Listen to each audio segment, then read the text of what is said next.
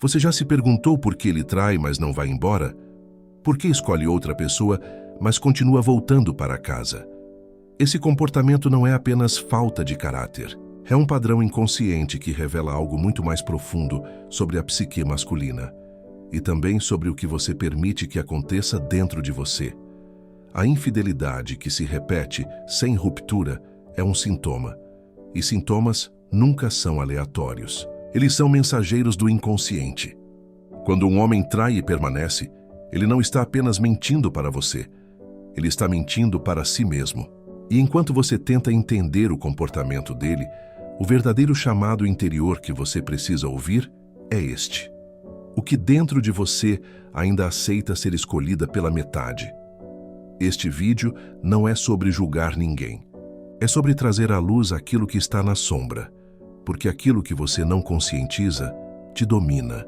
E a dor que você sente hoje é um convite para olhar mais fundo, não para ele, mas para dentro de si mesma. Vamos juntos nessa jornada de consciência. Ao final deste vídeo, você vai entender o funcionamento psicológico por trás da infidelidade que se repete sem ruptura. Você vai compreender por que o homem infiel não sai do relacionamento, mesmo quando parece estar emocionalmente investido em outra pessoa. E mais importante, você vai perceber o que esse padrão revela sobre o inconsciente dele e sobre o seu próprio inconsciente. Não vou te dar respostas prontas ou fórmulas mágicas. Vou te oferecer clareza simbólica e psicológica, porque a verdadeira cura não vem de controlar o outro. Ela vem de integrar aquilo que você projeta, de reconhecer a sombra que habita a relação e de recuperar o poder que você entregou ao papel de vítima ou de salvadora. Este não é um vídeo para alimentar raiva ou justificar comportamentos. É um convite à individuação. A liberdade emocional que só nasce quando você para de esperar que o outro mude e começa a transformar a si mesma. Prepare-se. O que vem a seguir pode incomodar, mas é esse incômodo que abre portas. A cultura popular te ensinou a acreditar que homem infiel é apenas sem vergonhas e covarde ou fraco, que ele trai porque não te ama, que se ele realmente gostasse de você, seria fiel. Mas a psique humana não funciona assim. O ego coletivo simplifica tudo em bem e mal, certo e errado, amor e traição. Mas o inconsciente é muito mais complexo. A infidelidade masculina que se repete, sem que ele termine o relacionamento, não é simplesmente escolha consciente. É compulsão. É repetição de um padrão arcaico, muitas vezes herdado, não processado, não integrado. E enquanto você acredita que o problema é moral, você perde de vista o que realmente está acontecendo. Uma dinâmica inconsciente entre dois egos feridos, duas sombras não reconhecidas, dois inconscientes em dança destrutiva. Ele não permanece porque te ama plenamente. E também não sai porque ama a outra. Ele permanece porque a cisão interna dele ainda não foi vista, porque a culpa, o medo e a necessidade neurótica de ser validado por múltiplas fontes o mantém preso. E você? Você permanece porque ainda não reconheceu sua própria sombra nesse vínculo. Carl Jung nos ensinou que o ser humano é movido por forças conscientes e inconscientes. O ego é a parte consciente, aquela que diz, eu decido, eu escolho. Mas abaixo do ego, existe o inconsciente pessoal, onde ficam guardadas memórias reprimidas, dores não processadas, padrões aprendidos na infância. E mais profundo ainda, existe o inconsciente coletivo, onde habitam os arquétipos, o herói, a sombra, a mãe, o pai, o traidor, a vítima. Quando um homem trai e permanece, ele não está agindo a partir do ego consciente. Ele está sendo movido por conteúdos inconscientes que ele mesmo desconhece. A infidelidade repetida é um sintoma de cisão psíquica, ou seja, ele não consegue integrar dentro de si mesmo polaridades opostas. Ele quer segurança, mas também quer risco. Quer intimidade, mas também quer liberdade. Quer ser amado, mas tem medo de ser devorado. E como ele não integrou essas polaridades, ele as vive de forma cindida, uma parte em você, outra parte fora. Isso não justifica a traição, mas explica o padrão. E compreender é o primeiro passo para libertar-se. Imagine um homem em pé no meio de duas pontes. Uma ponte representa segurança, previsibilidade, lar. A outra representa desejo, novidade, fuga. Ele não escolhe uma ponte. Ele fica com um pé em cada uma, e enquanto as pontes se afastam lentamente, ele se estica, se rasga por dentro, mas não solta nenhuma das duas. Por quê? Porque soltar uma ponte seria enfrentar o vazio, seria precisar escolher, seria tornar-se responsável. E o ego dele ainda não está pronto para isso, então ele permanece dividido. Não por amor, não por coragem, mas por medo de cair. Essa é a metáfora da infidelidade sem ruptura. O homem que trai e fica não está vivendo duas vidas por plenitude, ele está fragmentado. E enquanto ele não olhar para o abismo entre as pontes, que é o inconsciente dele, ele vai continuar se rasgando. E você, que está do outro lado de uma dessas pontes, você está segurando a corda, esperando que ele escolha. Mas a verdade é, ele só vai escolher quando você soltar, quando você parar de sustentar a ponte que ele deveria atravessar sozinho. O homem infiel que permanece vive uma guerra interna entre ego e sombra. O ego dele diz: eu amo minha esposa, sou um bom homem, vou mudar. Mas a sombra, aquilo que ele rejeita em si mesmo, diz: você não é suficiente.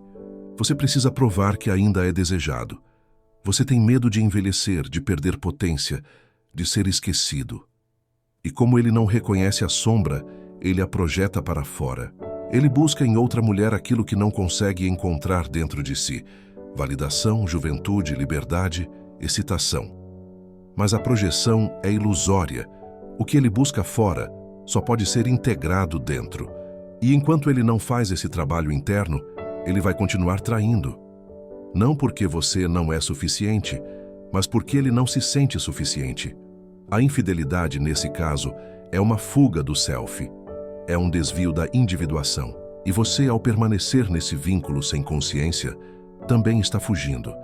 Você projeta nele o arquétipo do salvador, do provedor, do homem que vai mudar. Mas ele não vai mudar enquanto a mudança for responsabilidade sua. A sombra de vocês dois precisa ser vista, ou o ciclo não termina. Agora respire fundo, porque o que vou dizer agora pode doer. Mas é a dor que cura, você não é vítima dele. Você é co-criadora desse padrão, não por culpa, mas por inconsciência. Enquanto você espera que ele mude, você evita olhar para a sua própria ferida. A ferida que te faz aceitar migalhas, a ferida que te faz acreditar que amor é sofrimento, a ferida que te ensinou lá atrás que você precisa se sacrificar para ser amada. Essa ferida está na sua sombra, e enquanto ela não for vista, você vai continuar atraindo homens que confirmam essa crença. Homens que te escolhem pela metade. Homens que ficam, mas não se entregam. Homens que te amam, mas te traem. Esse padrão não é azar. É repetição inconsciente. E a boa notícia é, você pode quebrá-lo, não controlando ele, mas integrando a sua sombra, reconhecendo a menina dentro de você que ainda espera ser salva, e dizendo a ela com firmeza e amor: eu não preciso mais disso, eu escolho me salvar. Aquilo que você não conscientiza te domina, mas quando você traz à luz, você se liberta. O ciclo funciona assim: ele trai. Você descobre ou desconfia. Ele pede desculpas, chora, promete mudança. Você acredita porque quer acreditar. Vocês voltam. Por um tempo tudo melhora. Ele se comporta. Você relaxa. Mas a sombra não foi integrada. A ferida não foi curada. Então, aos poucos, o inconsciente dele volta a agir. Ele se sente sufocado, cobrado, vigiado. Ele projeta em você a mãe controladora, a prisão, a obrigação, e busca fora novamente o arquétipo da amante, a mulher sem exigências, sem história, sem dor. E você? Você volta a sentir que não é suficiente, que precisa ser melhor, mais bonita, mais compreensiva. Você se anula e o ciclo recomeça. Esse é o ciclo do vínculo inconsciente. Ele só termina quando um dos dois desperta, quando um dos dois para de alimentar o papel que o inconsciente coletivo espera, quando você para de ser a esposa sofredora e quando ele para de ser o homem dividido. Mas para isso é preciso coragem, coragem de romper, não necessariamente com a relação, mas com o padrão. E isso dói, mas é a dor que transforma. O ego dele diz, eu te amo. A sombra dele diz, mas eu não consigo me entregar completamente. E o self, o centro organizador da psique, a totalidade, está chamando ele para a individuação, para integrar essas polaridades, para se tornar inteiro.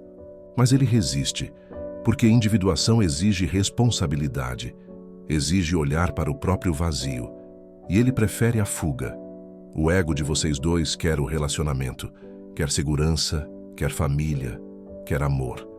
Mas a sombra de vocês dois sabota. A sombra dele busca a validação externa, a sua sombra aceita menos do que merece. E o self de ambos está gritando, pedindo atenção, pedindo consciência.